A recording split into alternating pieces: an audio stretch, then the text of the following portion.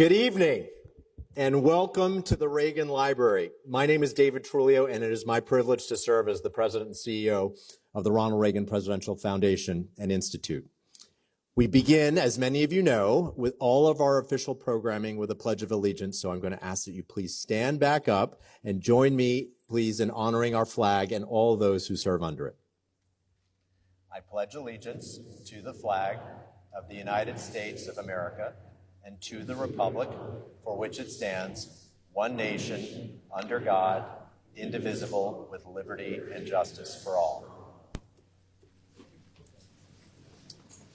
As we get started, there are a few special guests I will recognize.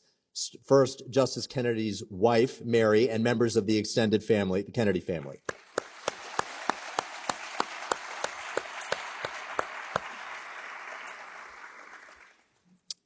Former representative from this congressional district and his wife, Elton and Janice Gallagly.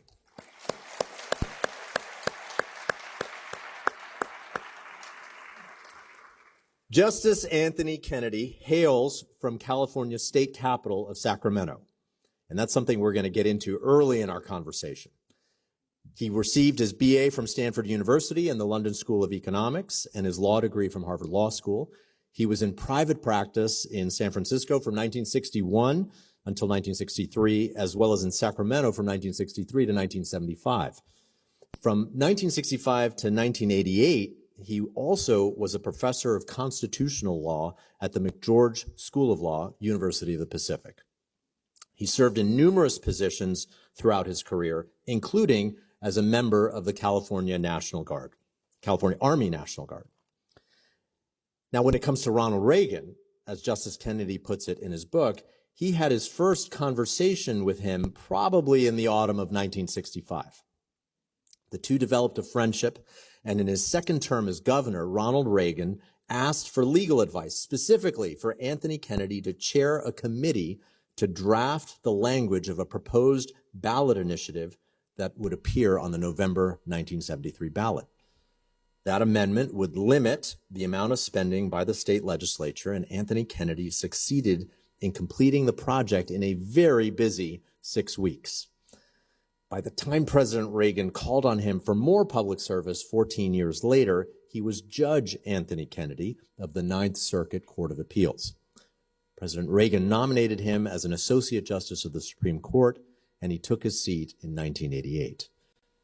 In his remarks announcing the nomination 38 years ago to this month, President Reagan described Justice Kennedy as, quote, one who believes that our constitutional system is one of enumerated powers, that is, we, the people, who have granted certain rights to the government, not the other way around, and that unless the Constitution grants a power to the federal government or restricts a state's exercise of that power, it remains with the states or the people, unquote. That's certainly a belief that we here share at the Reagan Foundation and Institute, one that we seek to advance. And as he explains in his new book, it's the philosophy that guided Justice Kennedy in his time on our highest court. Now, in that time, the court dealt with thousands of cases. Many of the most consequential and some of the most headline-making were authored by Justice Kennedy. That he was seen as a majority maker led some to call him a swing vote. But as he puts it in his book, quote, the cases swung, not me. When Justice Kennedy left being a full-time justice, he was the last Reagan appointee on the court after the retirement of Justice O'Connor and the passing of Justice Scalia. However, the Reagan legacy endures on the court to this day. President Trump chose a former Kennedy clerk to fill that vacancy, Justice Brett Kavanaugh, who serves alongside a second Kennedy clerk, Justice Neil Gorsuch. And there's also a former Antonin Scalia clerk, Justice Amy Coney Barrett. So a tremendous arc of impact for President Reagan and for Justice Kennedy. We were talking backstage that he has the most number of former clerks who are also on the Supreme Court of any Supreme Court justice. So I think we should clap for that. So to welcome a Supreme Court justice to the Reagan Library is always an honor. to host the final justice appointed by President Reagan is extra special. So, ladies and gentlemen, please join me in welcoming a distinguished jurist, the author of Life, Law, and Liberty, and an American who served our nation with enormous passion and devotion, Justice Anthony Kennedy.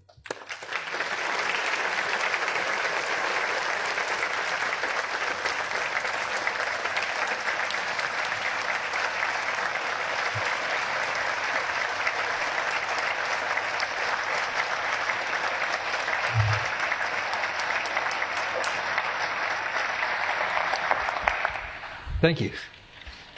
Thank you, David. Well, you're very welcome. And Justice Kennedy, this has been a long tour for your book. You've been at it for weeks now, haven't you?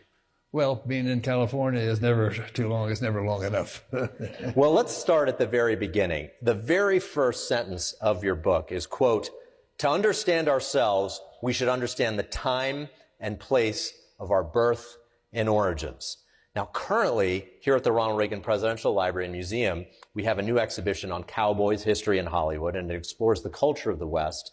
And you were born in the West, and you write that the West infused itself into just about every memory of mine, every story, and every lesson, and the West helped bring me back down to earth when I felt too self-important. So what is it about the West and growing up in Sacramento that continues to shape you to this day?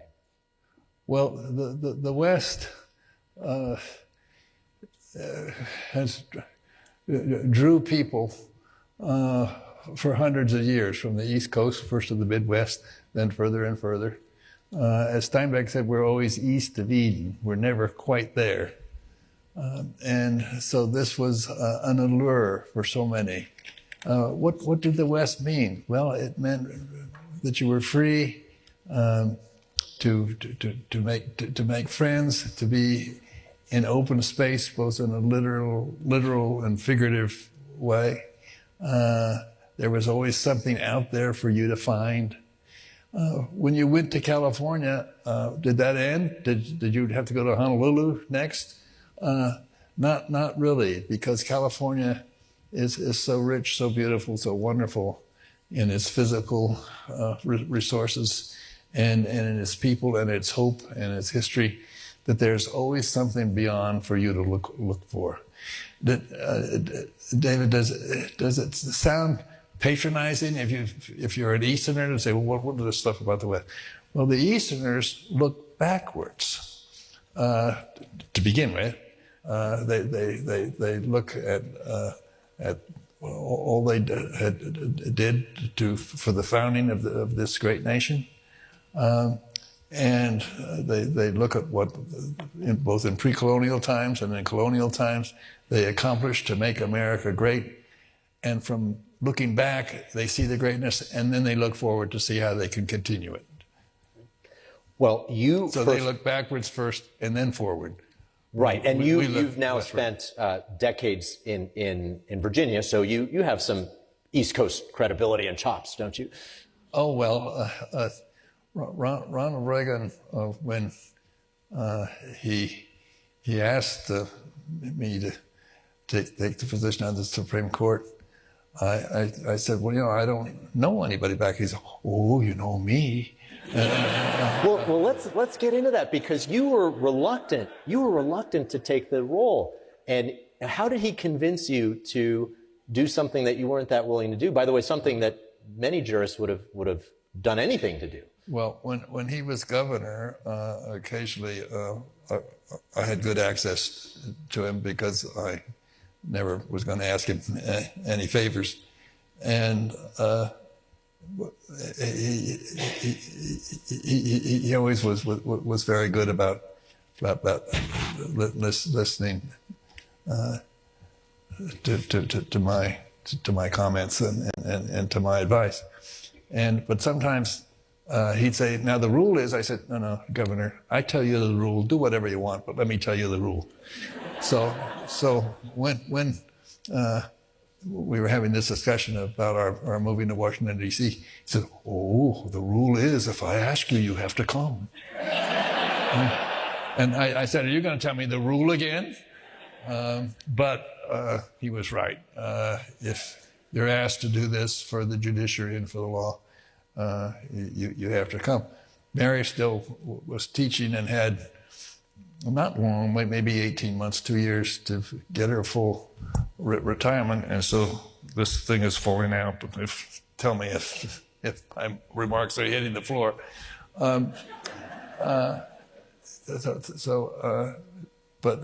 So we originally, we thought, well, maybe I'll commute for 18 months, but then Mary wouldn't have had the adventure of discovering Washington. So we came back together, and Washington was very receptive, very, very kind, very, very wonderful place.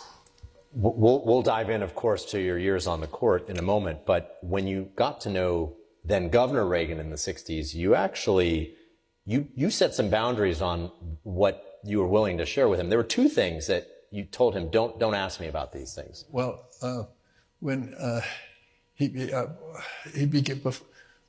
became governor, there were certain things, as a lawyer, he asked for my help on the lease of his house and so forth. And I said, Governor, there's two things you should never ask me. He said, oh, what are they? And I said, well, the first is you should never ask me who should be a judge. And he said, oh, that's where you can maybe really help. I said, maybe so, maybe no. But if you get that reputation, you're a lawyer, David, for being a judge maker or a judge breaker, that judge is either going to lean over backwards in your favor or back the other way to show that he's not giving you a favor. And I just didn't want that. And he said, what's the second thing? I said, don't ever ask me about politics. As an informed citizen, it was important for me to know what the issues were.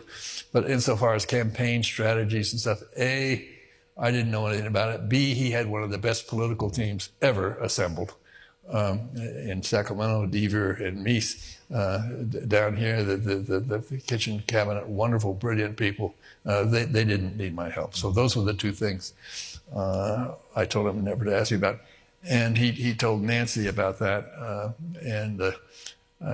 She insisted, she told me to please come by the office at any time. It seemed to be necessary to do so. Nancy, I saw her pictures here, of course. One time was asked to christen the aircraft carrier named for Ronald Reagan, the USS Ronald Reagan. And they asked me to come down to speak, and so we flew down there together. And the president was, then the former president was in California, but couldn't really come. And she looked up at this huge carrier, 5 stories high or something like 4,000 people. She said, it's too bad Ronnie isn't here to see this cute little anniversary present. And I had told her, I said, you've got this scheduled for February, or I think it was February. I said, the weather's bad down there. It's Norfolk, Virginia. Why don't you wait until the weather's better? She said, no, it has to be this date. It was because it was their anniversary. Mm. Nancy was big on things like that. Yeah. Well, so it's 1988. The Senate confirms you become an associate justice. What was your first day on the court like? Well, it was fascinating to be on the Supreme Court. You sit according to seniority, i.e., how long you've been there, and the junior justice sits on the far left. The next most junior, the far right. So then you work your way up toward the middle. So I was on the far left, looking down, and I wondered what. Should I start the questioning or should I participate in it? But I didn't have to wait too long before an attorney said something that I thought needed a question, so I asked the question, and my colleagues thought it was an interesting question because they pursued it. So was my beginning point. And as you reflect on your many years, both as an appellate judge and as a Supreme Court justice, but also an attorney in private practice, what makes for a good judge?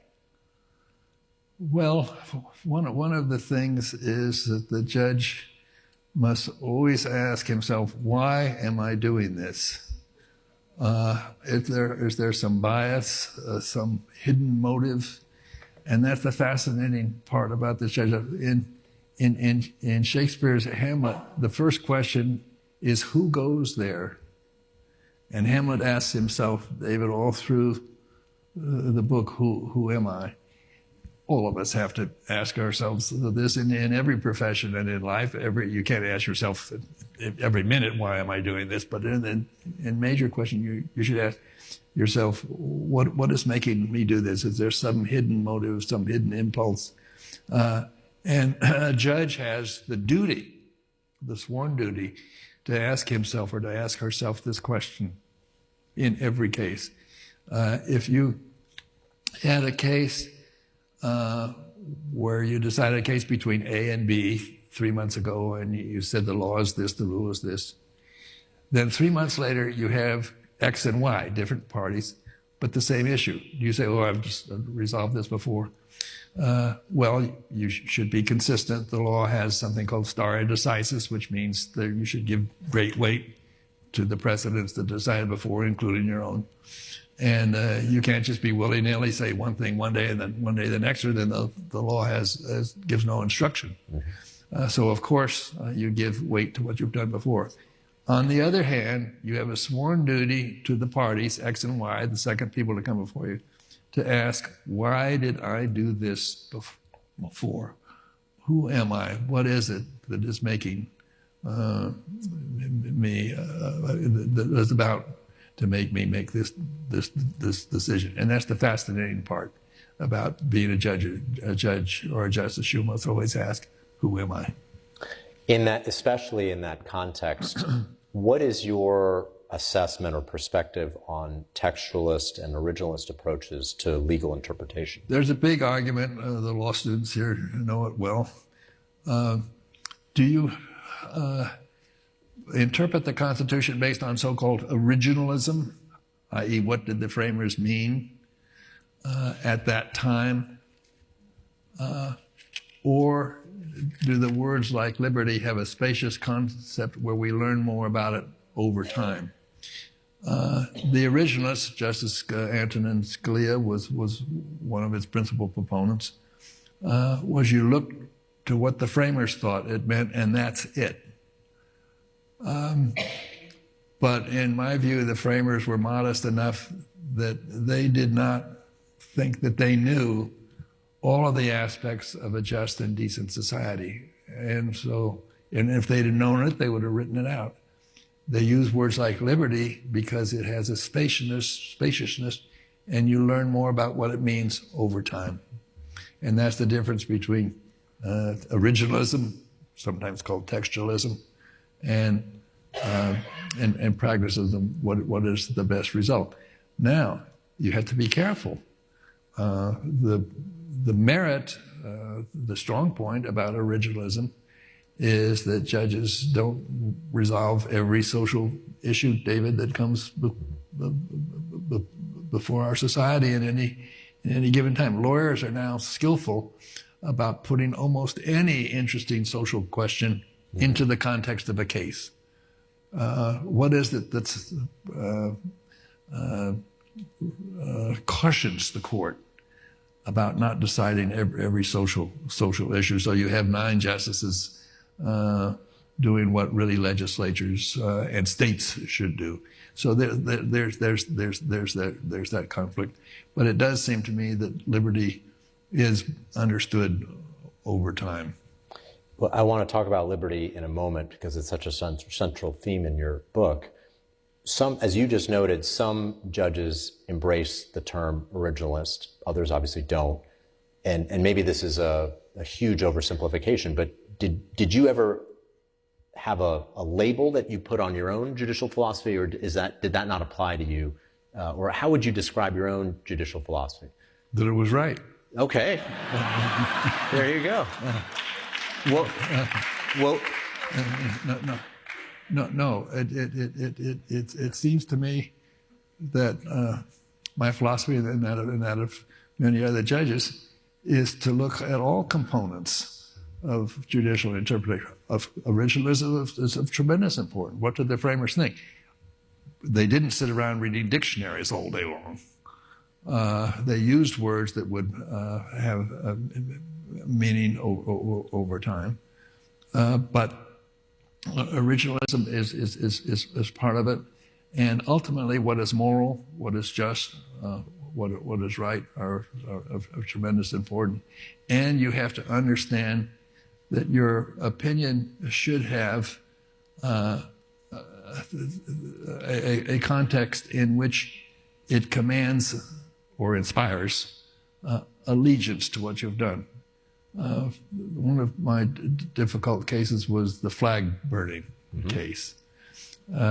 Texas had a law which made it illegal to burn the American flag.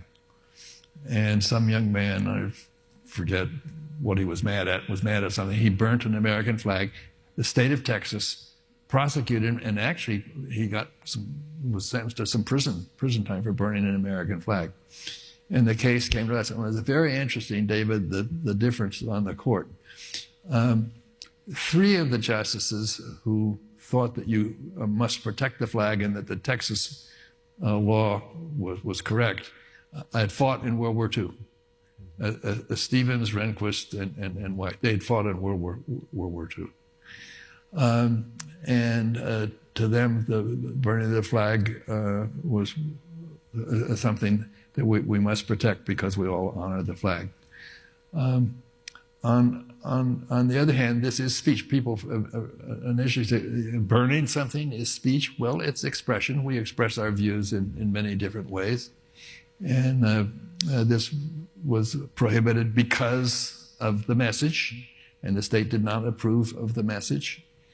And the ruling was 5-4, and the opinion that I wrote, I said it's poignant but fundamental that the flag protects those who hold it in contempt. And my teaching was in Austria. I taught in Austria for many years in the summertime, and the opinion was announced just a couple of days before we left. 80 senators got to the floor of the United States Senate and denounced the opinion. Newspaper editorials were very strongly, in most cases, against it. But then, and this was coming over to me, we looked at the news when we were in Austria. But then we noticed that more and more people were having second thoughts. People said, that's my speech right. It may be that I say something or do something under the First Amendment to express a view that people don't like. And gradually it changed. And that's why we write opinions. We give reasons for what we do. And we hope that those reasons lead people to respect the court even if they disagree with what we did. And this happened very much in the flag burning case. Over time, it became clear to many people that the court had reached the correct decision. And in that specific case, if I remember correctly, Justice Scalia joined you in that opinion, correct? Yes, Scalia joined. And I think one of the layers of or elements of your point is that how the different justices decided wasn't necessarily intuitive, right? Some would have thought Scalia might have said it's illegal to burn the flag.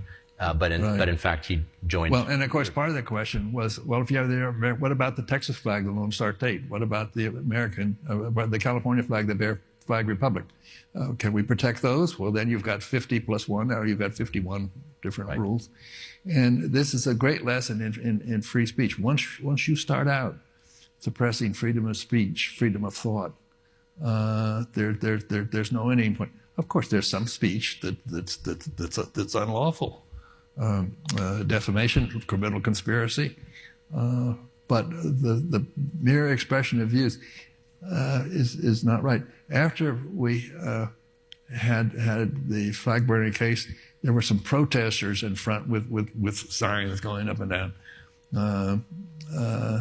protesting the court. But then there was a group of students who'd come to see the court. They probably, maybe 8th graders. And they all stood together and they saluted the American flag. And the protesters looked at that and they became more quiet. So let's go to page 217 of your book. You write, I found myself in the position of being the 5th vote in many of the court's most widely discussed decisions and being assigned to write a number of those opinions. While I did not pay much attention to the media reports about our work, it would be disingenuous to deny being called the swing justice by the press. That term always bothered me. The case is swung, not me. Can you elaborate on that? Well, the term swing vote gives you an immediate picture of this judge going back and forth on a rope, left to right, left to right. That seemed to me quite wrong. It seemed to me that my philosophy was quite consistent, and the cases were just different, and it was the cases that were swinging, not me. Your Catholic faith comes through very, very powerfully in the book. You also talk about abortion and rulings on abortion. Can you tell us about your grappling with that set of issues? And you even at one point thought you might want to step down from the court. Can you tell us more about that? Well, in the abortion cases, my own belief, the book indicates that my best recollection is that I never heard the word abortion until maybe I was late in high school or in college. We didn't know what it was. My father must have known because he practiced law. And my mother knew because she was instrumental in having a facility to house and to nourish unwed mothers so that the baby could be brought to full term. Mothers who had not been married but who had gotten pregnant. And so my parents were very, very much motivated by their Catholic faith, as was we, as were my sister and brother and myself. And it seemed to me very, very wrong. There is a voice crying out from the womb, from the moment of conception, let me live, let me live. And that's a voice that seemed to me we had to hear, and this was my Catholic faith. Could I decide a case that was contrary to my Catholic faith?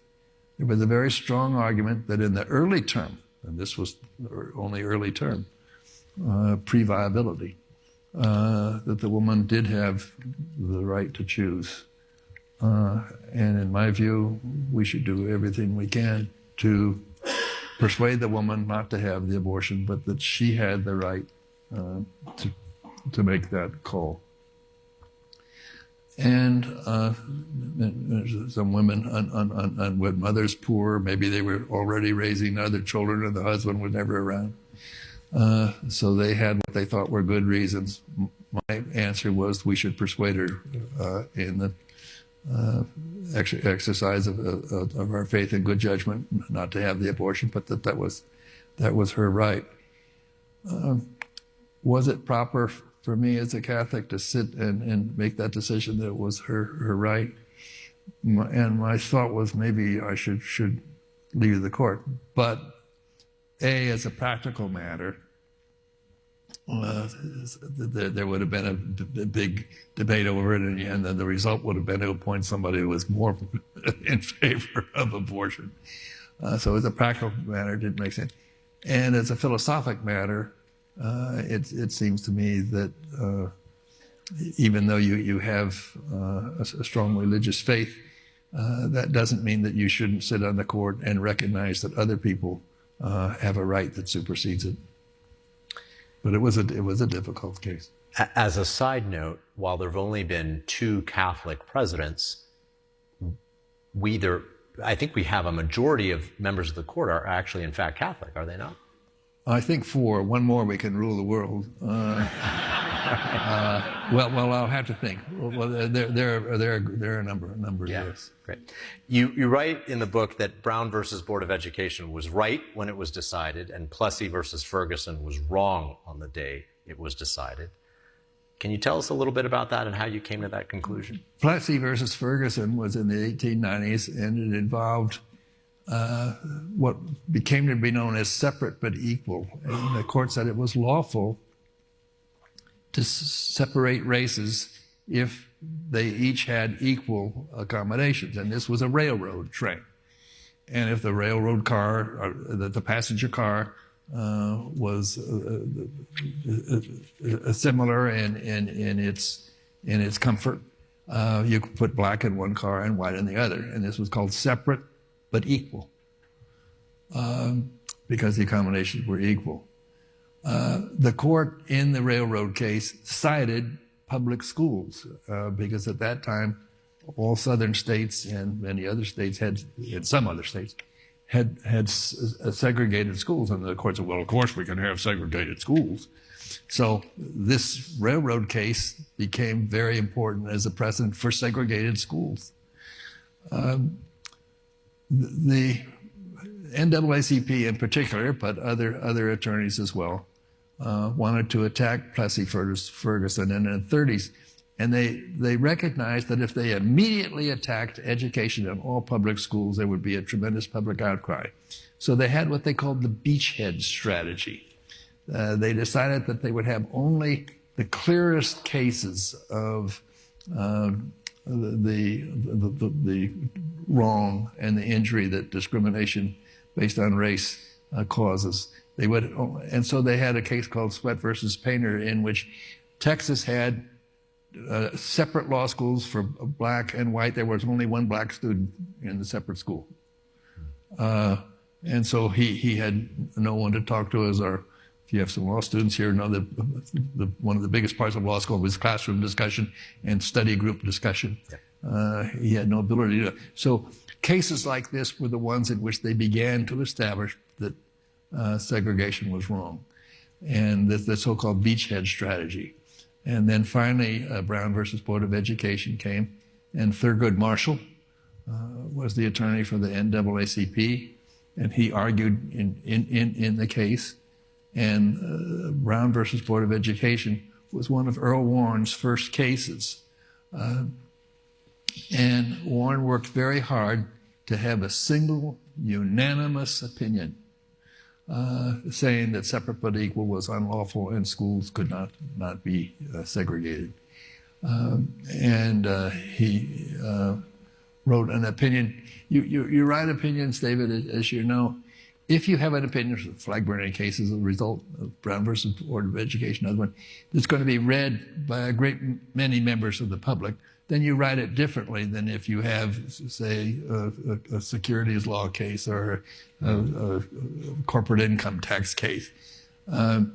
You write it differently. And Brown versus Board of Education is something you can read. It's well written. And I'll make it up, maybe 18, 19 pages. And Earl Warren wrote it in order to convince the people that it was right. And Thurgood argued the case. Thurgood Marshall came, he was an icon, and he came to the Stanford University campus to visit. I gave a talk at the undergraduate political science group, and then I think went on to the law school. And they asked me and one other to be his greeter and to take him around the campus. And he was an icon at the time, a great trial lawyer. And I introduced myself, gave him his name, and I think he remembered my name for 40 minutes. And when I saw him years later and became his colleague, he forgot all about it. But it was a great moment for me. Thurgood liked me very much because we were both trial lawyers, but he tried cases where a capital sentence, a death penalty, was on the table. He'd had to go to the town in one car in the South and then leave in another car. I had small cases. I didn't have cases like that. So when people say, "Oh, you're both trial lawyers," there was something quite inaccurate about that. He tried many cases of grave import, and my criminal practice was smaller and driving under the influence charges and things like that, not criminal, not capital punishment cases. But we became very close. And Thurgood had a wonderful sense of what was right, and taught me a great deal. We hear so much about division on the court. Obviously, there were many 5-4 rulings, but what was it like? And maybe your discussion just now of your relationship with Thurgood Marshall is a good indication of what's the collegiality, or what's the dynamic across the ideological spectrum on the court. What are some of those dynamics that the public should be aware of? Just one more thing about Thurgood. It seemed to some of us important for Thurgood to write a memoir. And they asked me, my colleagues asked me to go in and plead with Thurgood, at least to do an oral thing where we could hook up a tape recorder and have him talk about it. And he agreed to do it, but then 3 days later changed his mind, so we never did have it. The dynamics on the court, we, as indicated in the book and just maybe mentioned earlier, we had 9 of us together for 11 years in the same room at the same table. And Breyer was the junior justice for 11 years. The junior justice is in charge of the cafeteria. When we got a new justice after 11 years, Justice Alito came. Scalia and I made the motion that the second junior justice should be in charge of the cafeteria. So we were 9 of us together for 11 years, and it was a wonderful dynamic. With Scalia and me, he knew that I knew that he knew that I knew what he was going to say next, so we could kind of start from there. And we had wonderful discussions and great collegiality. My concern about our present day is that I hope the lack of civility which we see in our society generally does not come to the court. Some of the opinions, David, if you've read them, are ones in which the majority and the dissent attack or criticize other judges as judges, not just the result. There's some personality creeping into it. And one of the things that Ronald Reagan said was that freedom lasts one generation, the next generation, and you have to work to keep it. And we have to work to keep our freedom by ensuring that we have a civil discourse. Freedom, democracy, presumes a rational, thoughtful, careful, respectful discussion where we disagree and you have strong views or I have opposite strong views, and we go out to lunch together afterwards.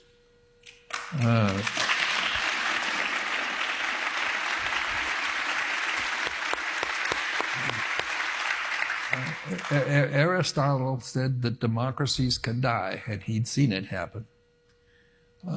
And democracies die when there is a lack of civil, respectful, thoughtful discourse. And this is, as is indicated just a few minutes ago, something that Reagan would have been very, very concerned with.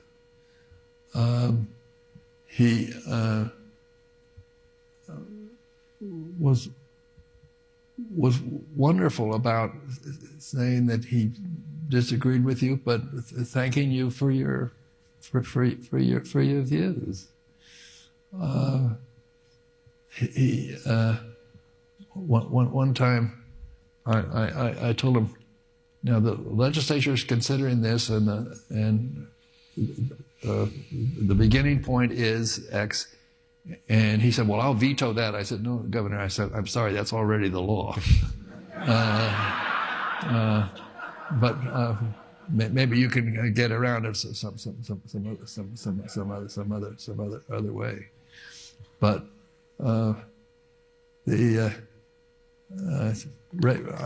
Reagan was very interested in the appointment of judges, and I explained to him how important trial judges were.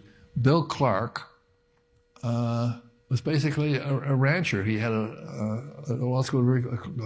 Clark passed the bar after only 2 years of law school. He didn't even have a third year of law school. But he was a confidant of Reagan, and Reagan believed him because he always said exactly what he thought, and it was always on. Reagan was absolutely honest. We usually think of honest politicians as not taking money and so forth. And of course, that he was very honest in that respect. But he was also honest in the second way. And he was honest in the views he expressed and the views he held. That is something that we must have in our democracy. But he liked to appoint trial judges, and he liked to hear me talk about what the English bench was like and how proud the barristers were to be members of the bar and how good their judiciary was. Mary and I, when we go to London, the best show in London is at the Old Bailey. Forget the West End $100 ticket to see the theater. Go to the Old Bailey and see a trial. It is simply wonderful. The last time we were there, the barrister said, "And now, my lords, I wish to turn to the statute." And in statute, we have what we call maxims of statutory construction, rules for construction, but they cancel each other out. Like stitch in time saves nine, and haste makes waste. You know, you can say the same thing. And so the legislature, if counsel begins to quote the maxims of statutory construction, I shall be forced to leave the room. and the barrister said, "Oh, my lord, I would not wish to precipitate such a calamitous event." And Reagan loved those stories. One judge said, "Counsel, you've gone on for some time, and I'm no wiser than I was before." And the barrister said, "Sadly, no wiser, my lord, but perhaps better informed." and Reagan loved stories like that. I think we're really onto something. And he was very careful about the judges. He knew that the appointment of judges was one of the most important things that he could do. And as indicated, I told him that he could never ask me who should be appointed a judge. But he was very, very careful about that. On the topic of civility that you just addressed, it's precisely with many of the issues that you just stated that we as an organization, the Reagan Foundation and Institute, launched our Center on Civility and Democracy to find ways where people of principle, people who may feel strongly, can still disagree with each other and find common ground. So if anybody is interested in that, go to reaganfoundation.org and our Center on Civility and Democracy. We are 25 years from Bush versus Gore. And are there any insights or reflections you care to share on that momentous decision? Bush versus Gore came to the Supreme Court of the United States. Whether or not the Florida ballot count was something that there was a constitutional violation in the way it was handled. And people have to remember that the case was originally called Gore versus Bush. Gore brought that proceeding. everybody said, oh, Bush went to the courts to get it. Gore bought the case. And the argument was that it was wrong for Florida to count just, I'll make it up, 7 electoral districts and not all of them. If you're going to count, you have a recount. You don't just select the districts in which you lost. And 7 justices on the Supreme Court agreed that we should take the case. And 6 judges, at least, maybe 7 as well, agreed that there was a constitutional violation. Oh, and the case gets changed. When you come to the Supreme Court, the party that didn't prevail below is the first name. So Gore versus Bush changed it to Bush versus Gore, but Gore bought the case. And which even commentators sometimes forget. They think, oh, Bush bought the case to become president. And 7 justices, perhaps, but certainly 6, agreed that there was a constitutional violation. And the only question was the remedy. And Gore had urged and prevailed in the lower court on extending the first part of the counting process, and he wanted to extend it further. The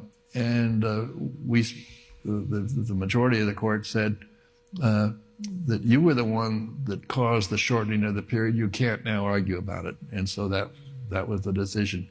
And there are studies which perhaps show, I think they do show that Bush did win anyway, if you did the counting, although there may not be 100% agreement on that. But it seems to me that after the fact studies 4, 5, 6 months later show that he did have the votes. But it's clear there was a constitutional violation. What's the court supposed to do? Say, oh, there's a constitutional violation. There's the president of the United States being decided. It's a state court. We won't take it. Well, that's ridiculous.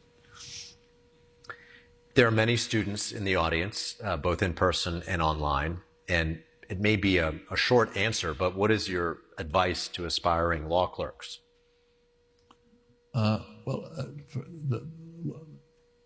One of the things we look for is judgment, and we hope that law school, like many other schools, many other disciplines, teaches you to use good judgment. And it's fascinating that in law school our inventory, as you know well, David, consists of disputes. All those books on the wall, I don't know if they have them anymore with the cyber age, but all those books you see on the walls of an attorney's office or a judge's chambers are what Holmes called the story of our moral life. It goes back hundreds of years in which we see the evil acts of some people, the honorable, inspiring acts of others. It's the story of our moral life. This is our inventory. Our inventory is one of disputes. And in the context of learning how to settle disputes, of course, once again, you begin with insisting on civil discourse in which you meet with your co-students or your colleagues, and you discuss in a professional way what the law ought to be, and it's fascinating. And again, you learn about yourself. I was surprised to read, switching gears. And incident, in law school we have study groups. As 3 or 4 students get together and they discuss the cases that have just been taught or that are going to be taught the next day. And this is a wonderful dynamic in law school. You meet your fellow students who will soon be your colleagues in the profession, and it's what keeps our profession strong and aware of social changes. Switching gears again, you've been to China several times. You've even met President Xi Jinping. So I wonder what your reflections are on meeting President Xi, and how have your views evolved over time, if at all, with respect to China? I went to China probably 20 times to teach for just a week or 2 weeks. And in the 80s, when I first got there, I was appalled at the curriculum in the Chinese law school. In most countries of the world, law is an undergraduate degree. There are no professional law schools 3 years as we know them. Only 5 or 6 countries have three-year law school. In China, law is undergraduate. And I looked at the curriculum, and it broken. It made no sense. Most of it was memory. It would be as if in the United States, law students had to know how many judges are in the Supreme Court of all 50 states. I mean, who cares? They had questions like that. These attorneys, based on their law school training, were just not qualified to practice law and to meet, as China had to do now, with attorneys and go to courts involving other countries. And so my initial project was to convince law school deans that they had to change their curriculum. And I met with the students of Renmin or the deans and presidents of Renmin and Beida universities, and they agree with me. And so they called together the deans from 15 different law schools, and they said, "Now you stay here for 2 weeks, and we'll." I said, "No, I've got to get back." But they did change the curriculum, and it's much better. And one of the things, and I'm very proud, and they established a law school, and I went down to give the inaugural speech for opening the law school with this new curriculum, and it's in Shenzhen, which is in southern China, and the University of Beijing already had their medical school and then an engineering school there, and a beautiful piece of property, and that's where the law school is. So we were very proud of the law school, and one of the students, one time when I was speaking at one of the law schools, said, "I'm Justice Kennedy here to tell you about the rule of law." And some student raised his or her hand. There were probably 800 students in the room, and said, "What does the rule of law mean?" Well, I'd never really thought about it. And I usually explain questions in terms of 4 parts, but 4 is an unlucky number in China. And 3 is a lucky number, so I said it has 3 parts. And I said the first is that the law binds government officials. The second, the law protects human dignity, and the third is the law is accessible. And the UN wrote it up. These are rule of law bookmarks, and I sent some for everyone in the room. I don't know if they've been, but you'll get them. We will figure it out. Give you 500. And the UN has translated it into 15 different languages. The one you gave me has Portuguese on the back. These are rule of law bookmarks. And it's Portuguese on the back of the one you gave me. Yes, that's Portuguese there. Great. So the rule of law bookmark. Check it out. I asked for some for the audience, and I don't know if they ever got here or not, but we'll send you 500. And you can give them. A fun fact, the Reagan Library has been sanctioned by the Chinese Foreign Ministry because we hosted Speaker McCarthy and President you asked me about President Xi. I met with President Xi. I met with 3 Chinese presidents. And when you meet with the head of state, there's always more in it for them than for you. So you're wondering if you're being used somehow. But the State Department urged me to accept the invitation. President Xi is a very learned person. He reads Shakespeare. He can tell you he likes to discuss. We talked about Macbeth, he said, you know, China and America are different. In China, we begin with consensus and then we debate. You begin with debate in order to find consensus. And you don't usually argue with heads of state, but I said, with all due respect, Mr. President, we too begin with consensus. We respect the dignity of every person. And we then begin from there. And the State Department man who was there, he liked that. But when Hong Kong became part of the mainland and its legal system was terminated, many of us, or some of us, including some real experts in China, I'm kind of a gadfly, thought that this would bring the idea of the rule of law to the mainland. And Confucianism, which is thousands of years old, is, we thought, still part of the Chinese mindset. But I forgot to reread George Orwell's 1984 and Huxley's Brave New World.